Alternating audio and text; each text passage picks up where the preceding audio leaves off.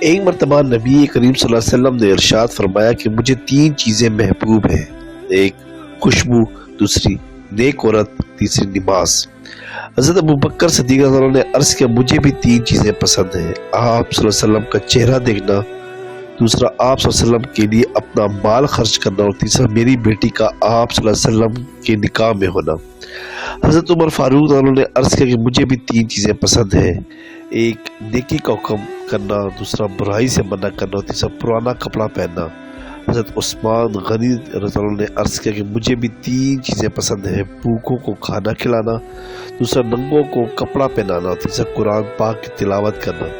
حضرت علی رضی اللہ عنہ نے عرض کیا کہ مجھے بھی 3 چیزیں پسند ہیں، مہمان کی خدمت کرنا، دوسرا گرمی کا روزہ رکھنا، اور تیسرا دشمن کے لیے تلوار اٹھانا۔ حضرت جبرائیل علیہ السلام حاضر خدمت ہوئے اور عرض کیا کہ آپ اگر میں دنیا میں ہوتا تو مجھے بھی 3 چیزیں پسند ہوتی،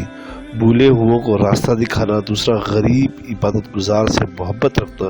تیسرا مفلس عیادار کی مدد کرنا۔